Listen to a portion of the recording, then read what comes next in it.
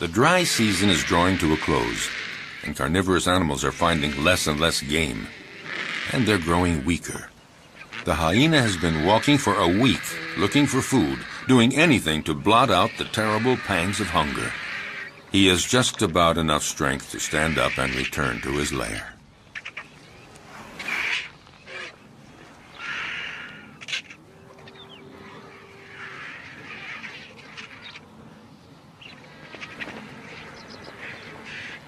Oh, he knows the vultures are waiting for just one thing, for him to lie down and not get up.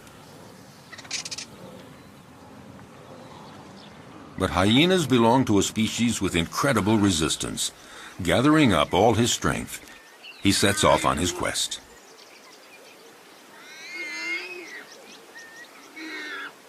He isn't lucky and doesn't have the strength of a lion, but all the same, his plight isn't so bad compared to that of the warthog that the lioness has no hesitation in devouring while still alive.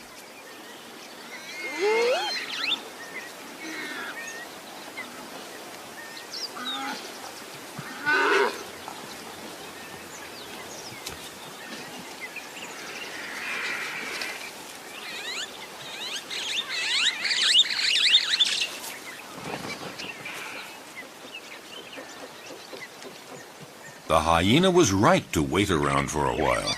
At last, there is a reward because the lioness leaves the warthog carcass after eating only the entrails.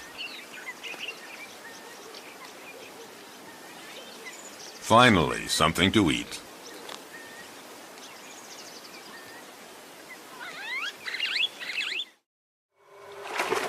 The only place to satisfy a thirst is in the river.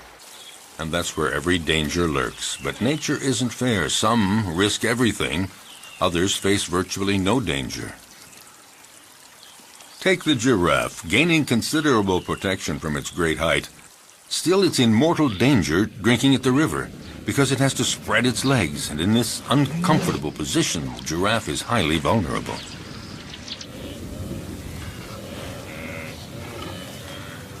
If there's no shortage of game here, it's because every year the migration cycle of the herbivores of Serengeti conducts 1.5 million gnus and countless other animals across the Masai Mara Plateau to Kenya to spend the summer. Waterholes and the whole environment provide predators with a happy hunting ground, and these meat-eaters take full advantage. Nevertheless, the actual hunting is far from assured.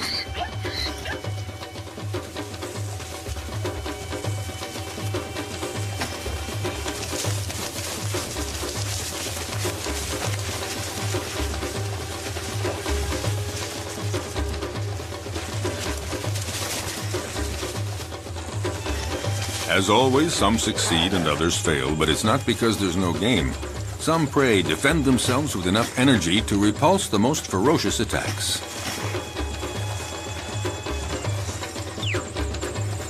With 4 against 1, the cheetahs seem to have achieved their goal.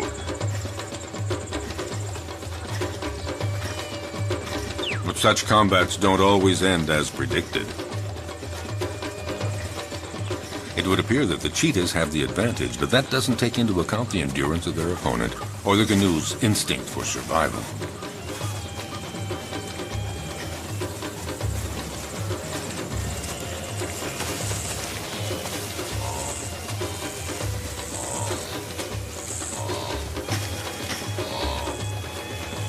Despite the ferocious attack he has endured, will the gnu's stubborn refusal to give in result in his eluding his attackers?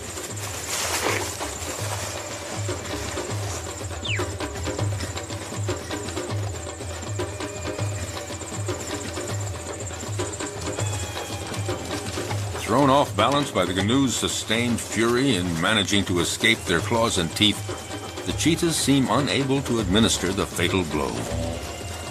Suddenly, in an astounding burst of energy, against all odds, the gnu does manage to escape from all those predators. Totally exhausted by all this, the cheetahs give up.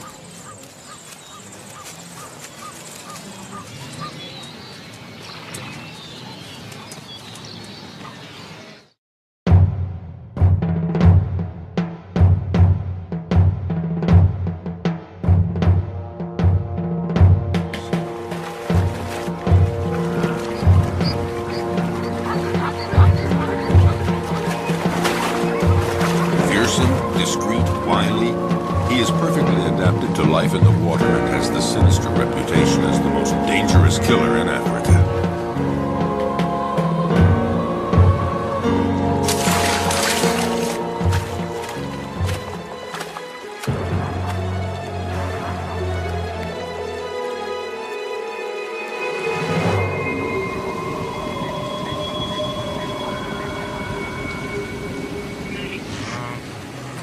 Predators have an essential part to play in the functioning of their ecosystems. By congregating at places where their prey can cause pollution, they limit proliferation, sparing other species that are few in number. Predators as a group, in limiting populations, help to preserve species that might otherwise eliminate one another.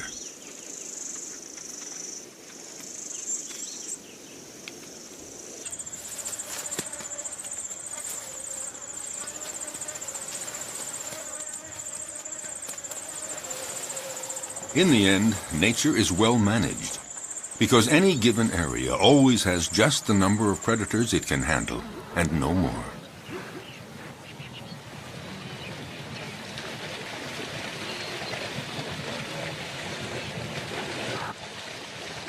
Each predator has its own way of hunting. Their strength and speed seem to protect them from many dangers, but their never-ending need for food, for survival, drives them constantly to keep hunting.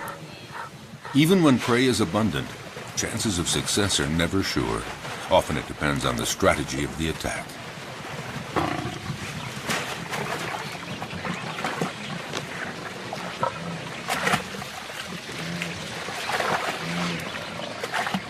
Seized at the throat, this gnu has no chance.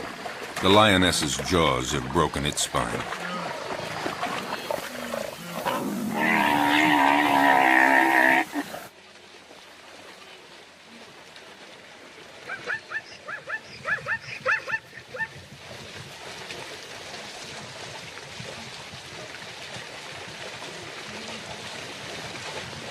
But the lioness can't lift her prey out of the water because the creek became too muddy during the dry season.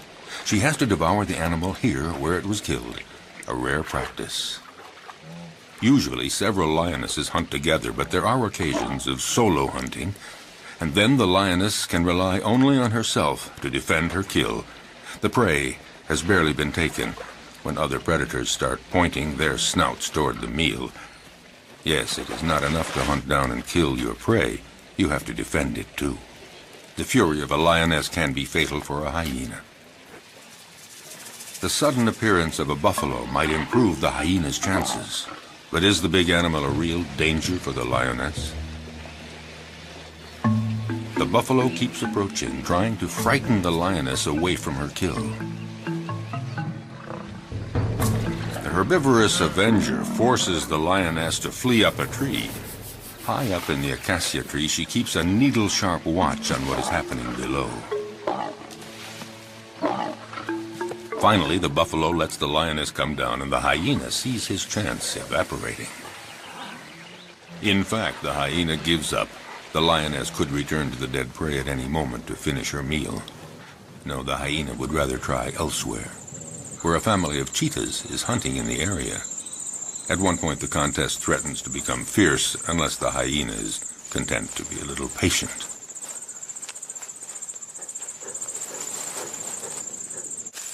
Why not let the fastest predator of the savannah do all the hard work?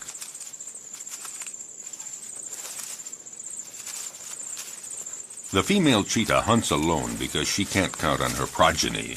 In this case, 3 teenagers. They're too young and too clumsy. Her hunting technique is simple. Just race to the prey as fast as possible and deliver a powerful swipe of the paw to throw the animal off balance. Once it's on the ground, the cheetah's powerful jaws sink teeth into the throat, and that's that. Once she sets off, there's no turning back. There is no room for error. Yes, this may be the fastest animal on Earth, reaching speeds of 100 kilometers per hour. That's 60 miles per hour. A gifted sprinter. But she soon runs out of breath and finds it hard to take the turns at high speed.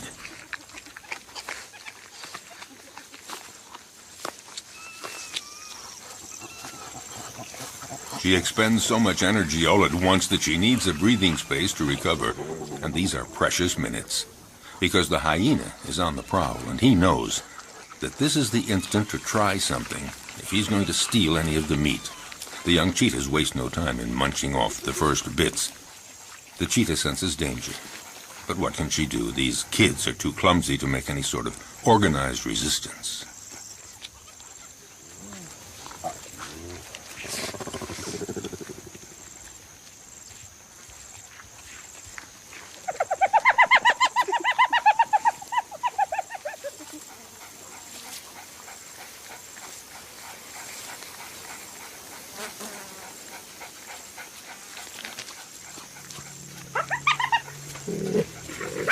Their mother tries to put up a half-hearted bluff, but she knows that she and her offspring can't do anything against the hyena's terrible jaws and teeth, especially now with the smell of blood in the air.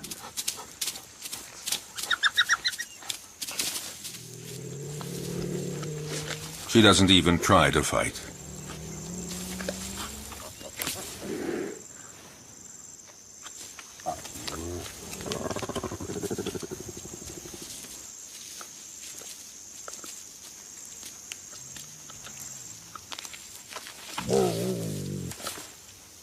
Her big meal is not for today. She's a spent force, and she knows it.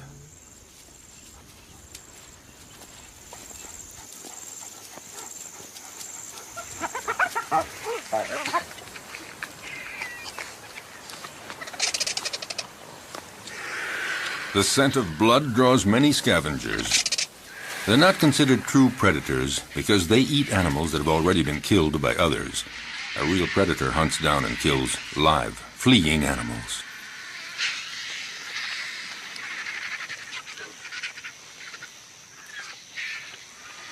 As for the hyena, his patience has paid off, and he can eat to his heart's content. And that is apt to be a quarter of his weight, nearly 20 kilograms, 40 pounds of fresh meat. Of course, the vultures might invite themselves to take some of it.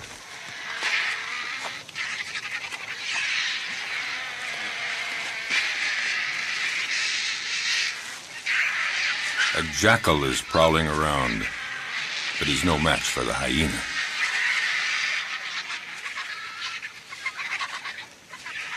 He, in turn, will find his meal someplace else, since the vultures don't seem to be in a sharing mood, not even to give a morsel. So he has to fall back on more modest prey.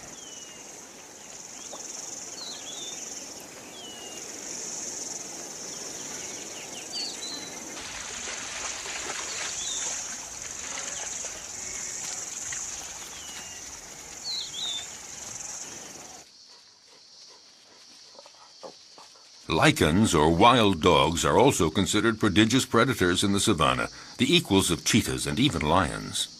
They're among the carnivorous animals that hunt during the day.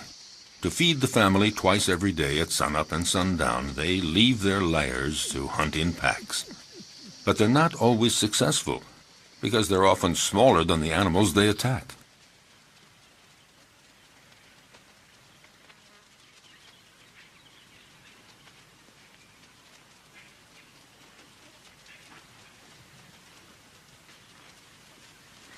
These creatures are classified between the dog and the hyena, and they're sometimes called hyena dogs. They drink very little, and their prey can be antelope, zebras, gazelles, and gnus. They're about the size of a big dog, but they're considered, perhaps, the most effective killing machine in the animal kingdom. They hunt in packs, like wolves. Alone, one could never take down a Thompson gazelle or a young gnu. So it's vital that they hunt in packs, and this requires a well-planned division of labor.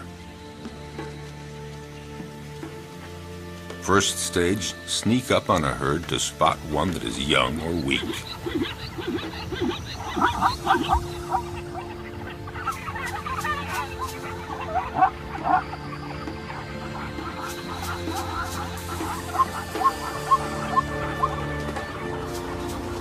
Next, chasing down in relays. They charge the herd to scatter it and isolate the victim. And when that one starts to flee, the wild dog at the head of the pack takes after it at speeds of 50 kilometers an hour, 30 miles per hour. Their strength is in their numbers. The chief directs the whole procedure, but actually getting the prey is seldom as easy as it first appears. They succeed in 2 out of 3 hunts. Zebras know how to defend themselves. Their hooves are hard horn, and they can use them effectively as powerful weapons against attacking predators.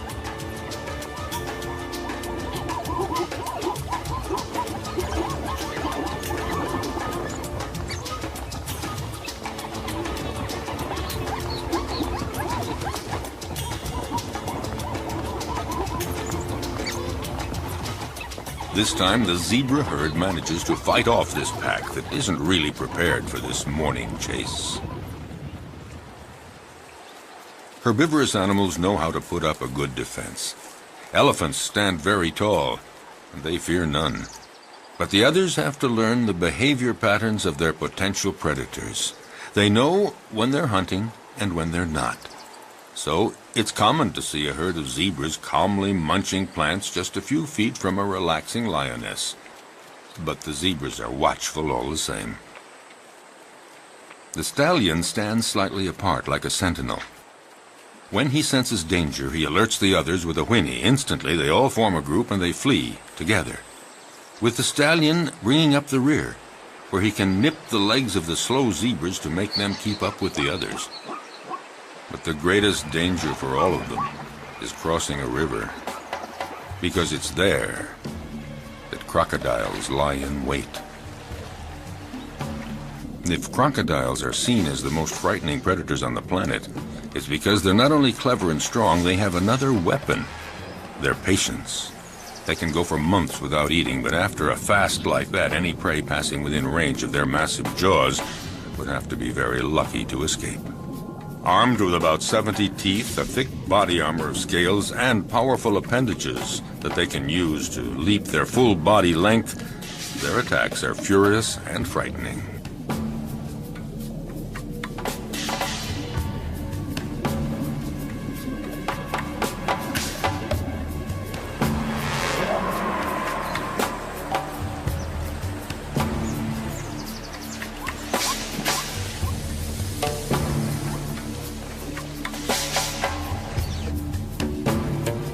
Their body submerged to surface level in a river or a pond makes them almost undetectable, just a part of the environment, until they surprise their victim.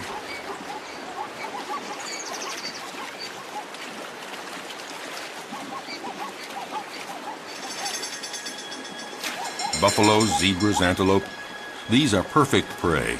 And slippery shoreline mud or steep riverbanks often make it hard for the prey to get away.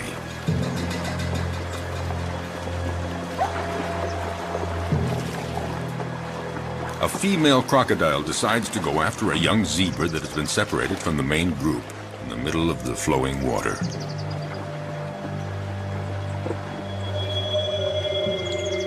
It's not a fair fight.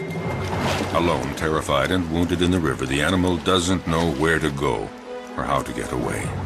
The female crocodile tries to drag the wounded creature down into the water, but the youngster is resisting ferociously. It's hopeless. The crocodile has to have a better hold. The prey might get away. Whatever it takes, she has to get a firmer grip with her jaws, and in those few seconds, the zebra could get away.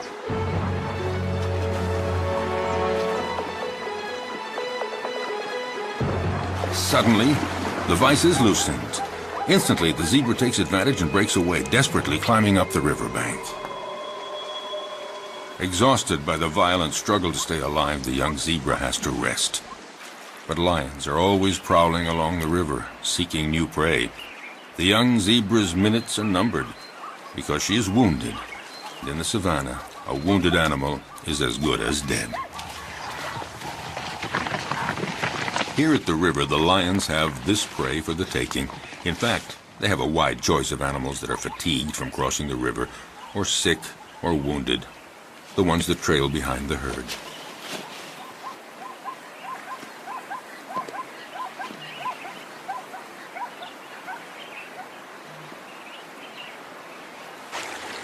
As for the crocodiles, they gather around the only crossing point for the animals,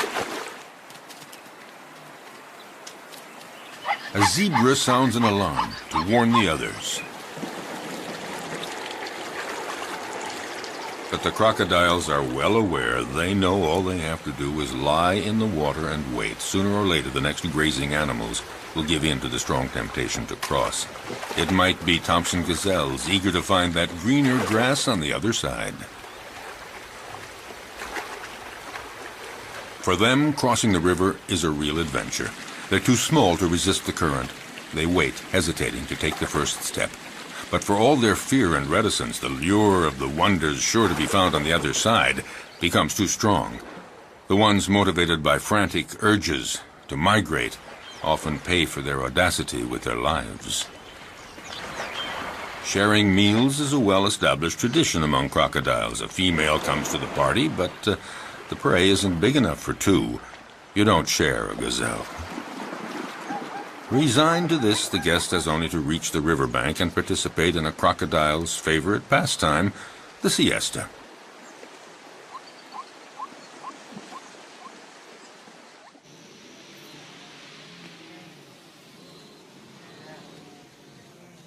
But during the mass migration across the Masimara Plains, danger comes not only from crossing the river, it lurks everywhere.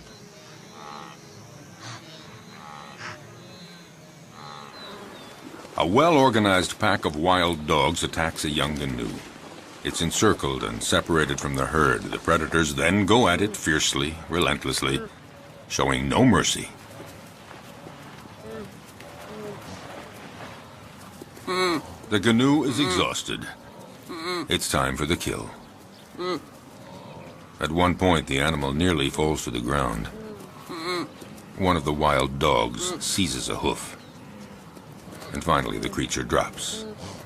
Often, the attackers will hold the muffle of the prey tight until it stops all movement.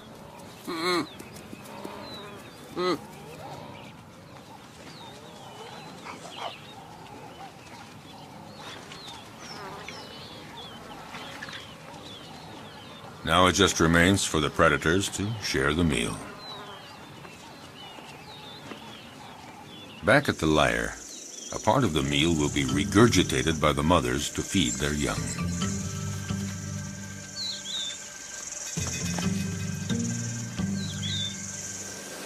It may seem that predators are ruthless. They show no mercy at all. But they kill only when they're hungry. Their potential prey senses this. As we saw, herds are often oblivious to lions walking almost beside them. But if a herd senses that a lion is hungry, they are away and fast.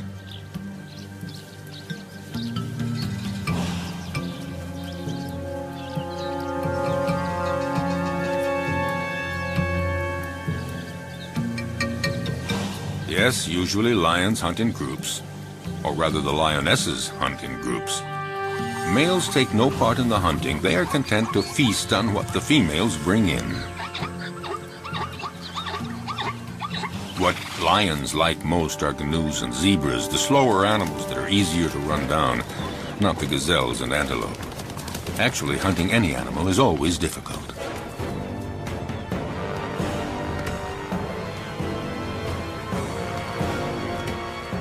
When hunting in groups, lionesses lie in wait, upwind, but one is stationed downwind. They wait for the right moment, and then come out all at once, heading straight for the herd. The targeted animal is, of course, terrified and runs in all directions. There's every chance that the ambush will be successful. It is said that the zebra has an anti-lion camouflage. When they're running fast and trying to get away from the lions, their stripes create an optical effect that makes it difficult for a lion to distinguish where one zebra starts and the other ends. Unfortunately for the zebras, the effect isn't very effective.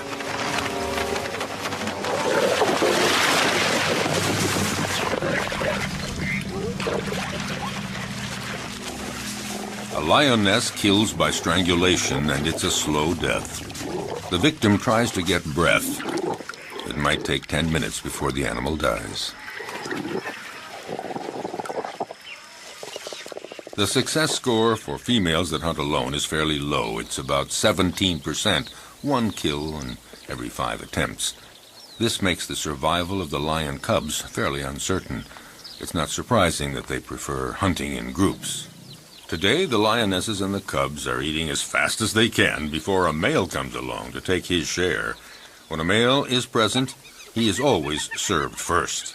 But this time, Mom and the kids will have full stomachs. All the same, the odor of the carcass draws famished hyenas.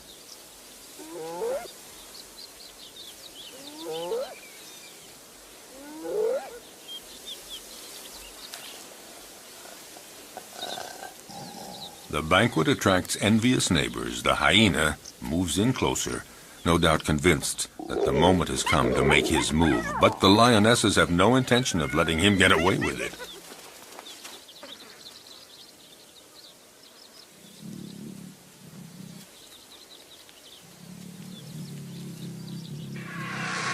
He's going to have to wait until the lion family has had its fill, and then he will move in to find they have left him a few bare bones.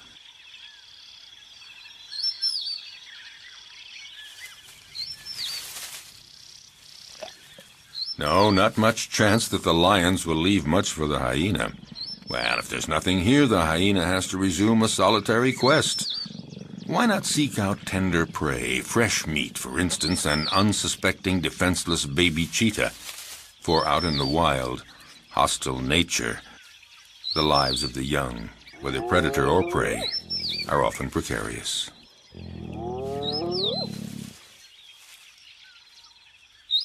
However, the hyena just might have a difficult and dangerous fight with the mother. Intimidation, dissuasion, will he dare?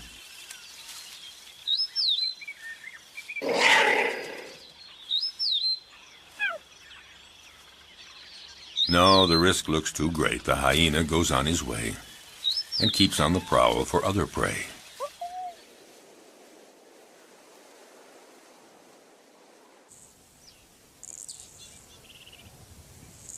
His courage seems to have deserted him for trying another attack. Off the hyena goes looking for any food to quell the pangs of hunger. Once the danger is over, the mother cheetah is required to leave her little ones and go off to hunt. But will they be there when she returns? In the savannah, cruel choices have to be made. The hyena appears to have gone off and is now far enough away. The cheetah has to go for it. A quick hunt and then back to the lair.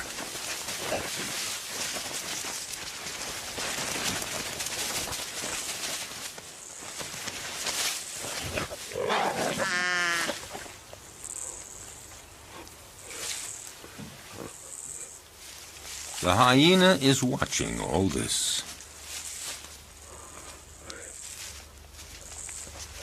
And a little too sure of itself approaches the cheetah, certain to come out the winner.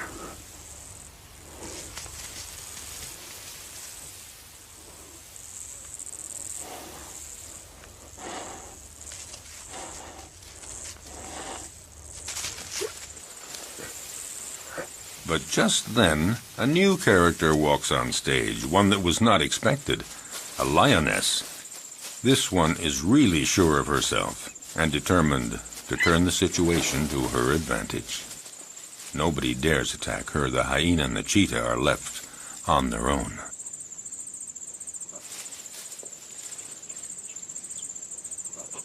Indifferent, the lioness ignores them with the arrogance of a victor.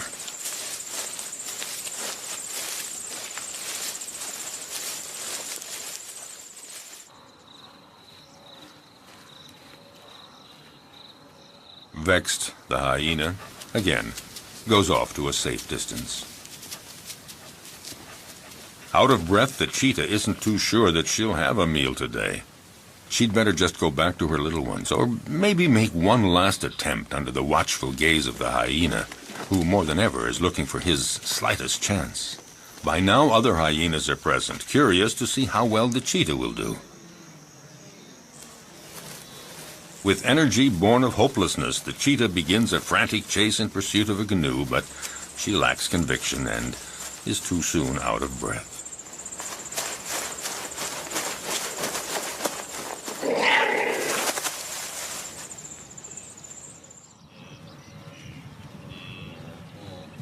Even the gallery of watching hyenas doesn't think that she'll succeed.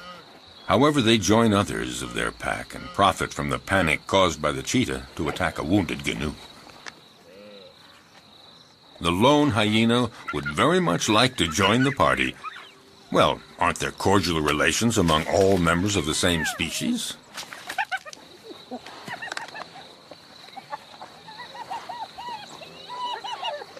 No cordial relations at all. A very strict social order determines relationships among individuals in groups of hyenas. The loner is not part of this group, so the dominant female directing the group chases him away in no uncertain terms.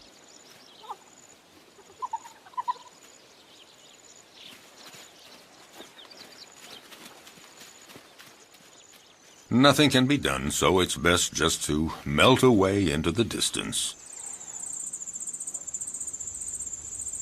Even among lions, survival isn't always so easy, at least not for the cubs. They may be the offspring of the animal king, but their future is often compromised.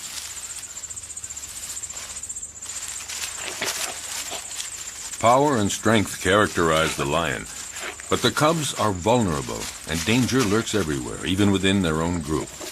Actually, among the lions, everybody seems to be getting along with a certain intelligence. The females within a family are taking good care of the little ones.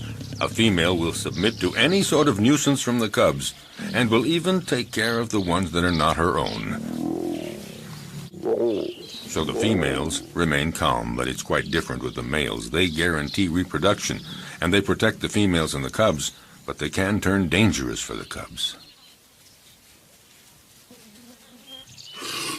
Unmindful of his tremendous strength, a male who's annoyed by a cub teasing him just might kill the youngster with a swipe of his paw.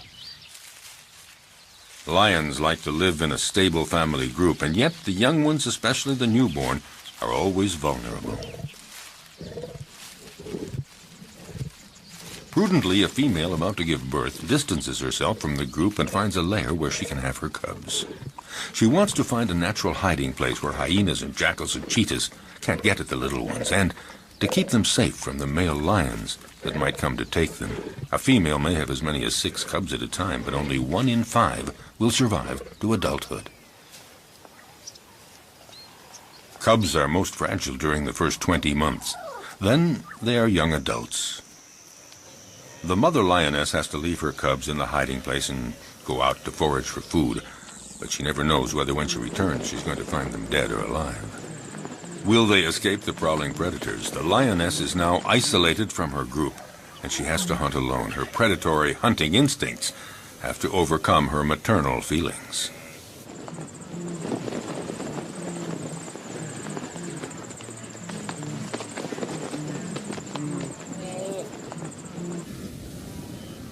She must go off to hunt even though solitary male lions are prowling the area. They pose an enormous danger for the newborn cubs. If a male lion discovers them, he will probably kill them at once. Time is of the essence. The female must get back as quickly as possible.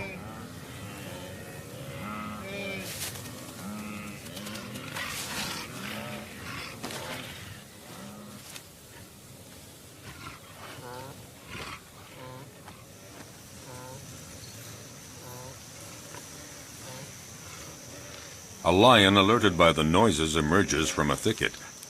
A male lion does very little in life. He sleeps and takes care of reproduction, protects the group, and eats to his fill whatever the lionesses bring in from the hunt. And usually he's first in line. The lioness is well advised to catch her breath quickly and start eating as much as she can to regain her strength before the male shows up.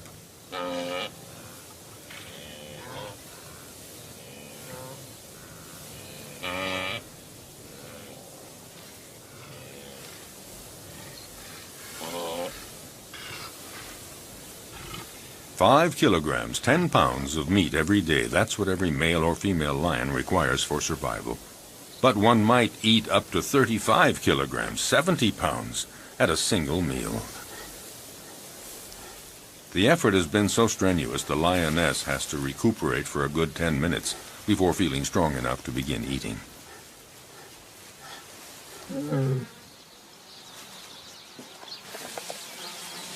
Drawn to the food, the male approaches the female.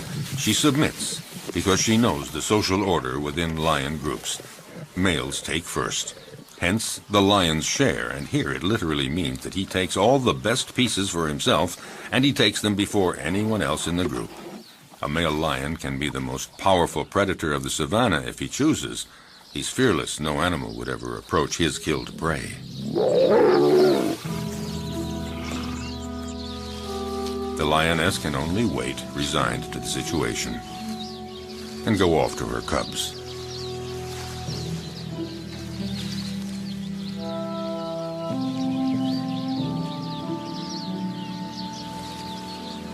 Returning from the hunt, the young mother lioness has to make her presence known.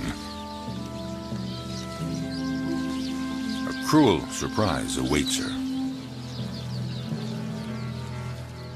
Her little ones had a surprise visit from a solitary male lion that happened upon them. Only one cub remains, but it's dead.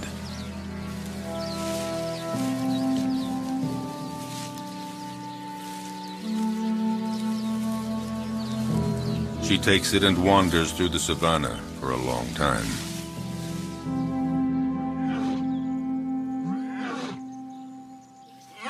Before she can bring herself to give up the cub's body to the vultures.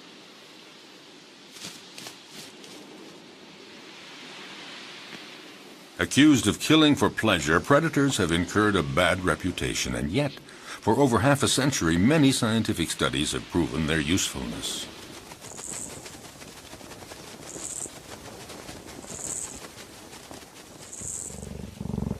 A number of predators are key species that enrich their region and determine the structure of animal communities. They maintain a good balance between various species. Attempting to suppress the predators to protect nature is a mistake, because any place without predators is not a stable environment. On the contrary, it's an artificial habitat made poorer and more fragile.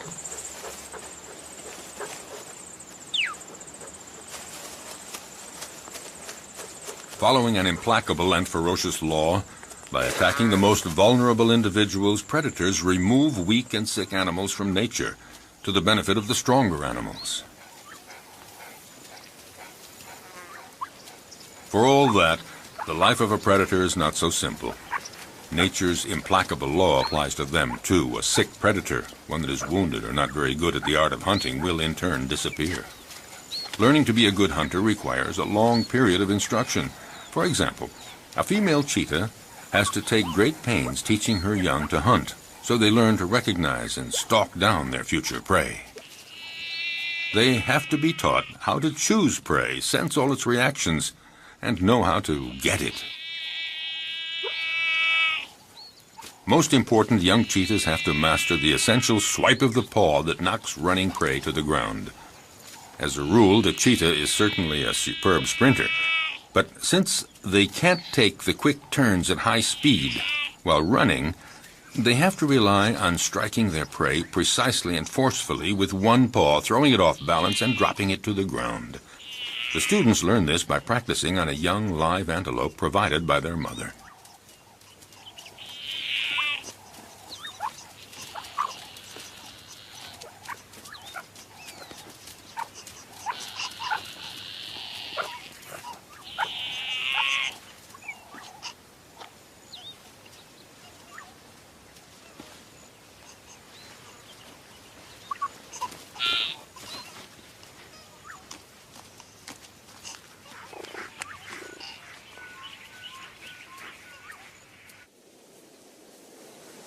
In the broadest sense, being a predator is feeding on other living creatures.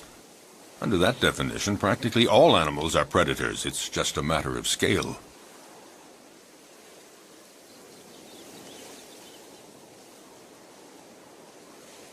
In the savannah, baboons are for the most part omnivorous, but sometimes they reveal themselves as accomplished predators. The males have no hesitation in attacking other mammals that they may encounter on their way.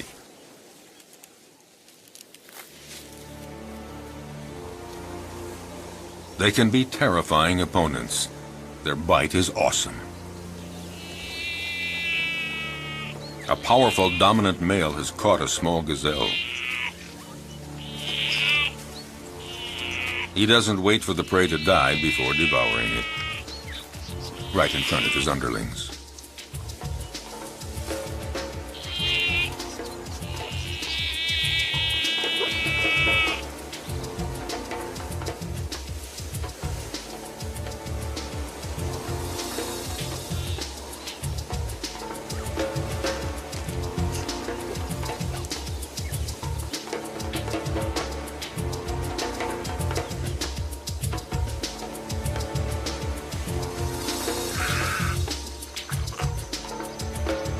This male may leave a few scraps for others, but only after he's had his fill.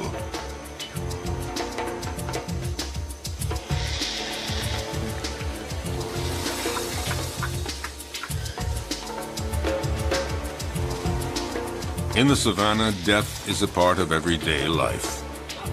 The baboons set off for new horizons.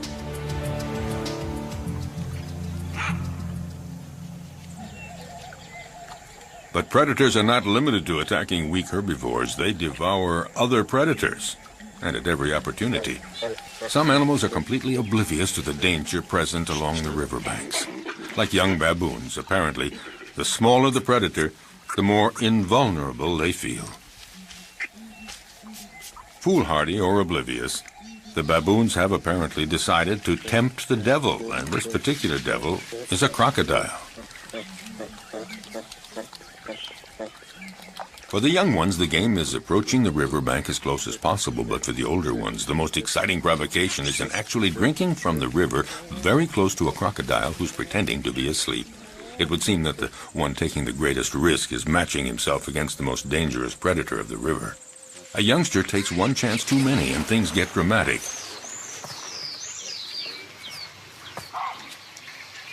The alert is sounded, but it's too late. The entire group looks on helpless, seeing the young baboon in the jaws of the hungry crocodile.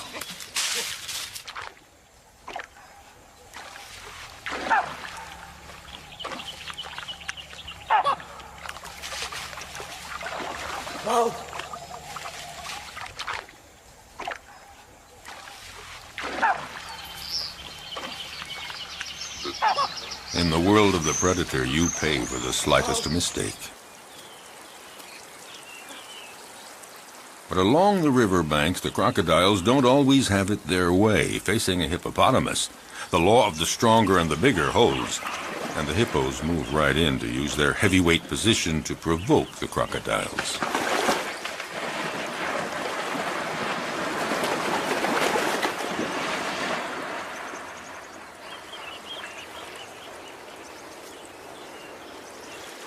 The hippos and the crocs live together in the river. The crocodiles may present no direct threat to the hippos, but all the same, they might go for a young defenseless crocodile.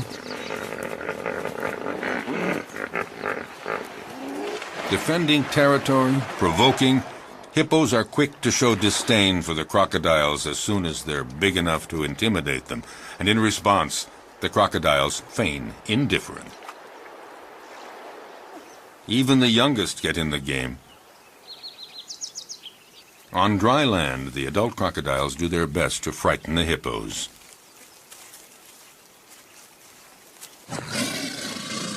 They multiply their efforts, but the massive creatures don't believe a word of it, so to speak.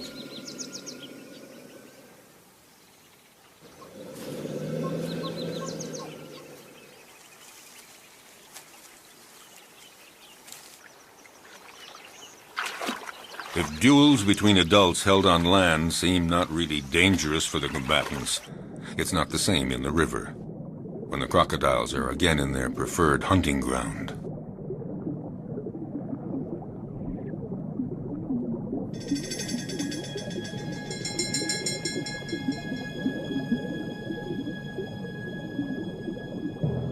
In the aquatic element, a crocodile is ruthless, facing a young hippo. Didn't realize how dangerous it is to get separated from the group.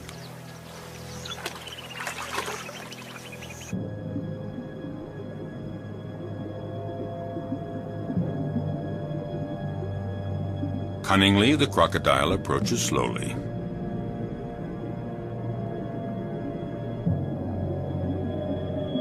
Very calmly, it pursues the prey, waiting for the right moment to strike. Feeling safe, not sensing exposure to any danger, the hippo swims down in the water. And the crocodile glides effortlessly. He's in no hurry.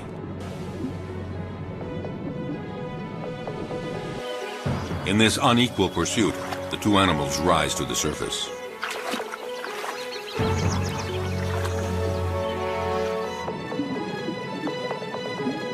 It only remains for the crocodile to pounce and pay no penalty.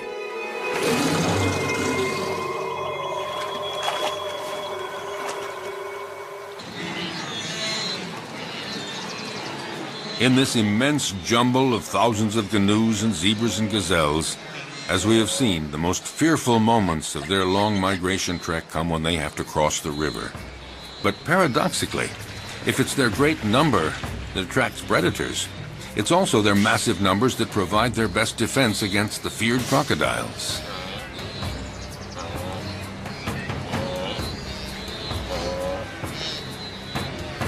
The canoes throw themselves into the river, where the crocodiles await them to conduct them to their doom. But there is such a density, so many animals churning in all directions. In this confusion of horns and hooves, the crocodiles are confused, unable to find a precise target.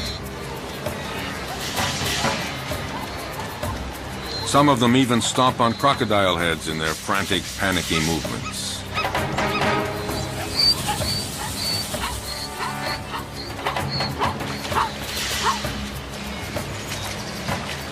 This superabundant flow of animals disorients the predators, but any animals that stray from the central melee, any out on their own, are instantly victims of ferocious crocodile attacks.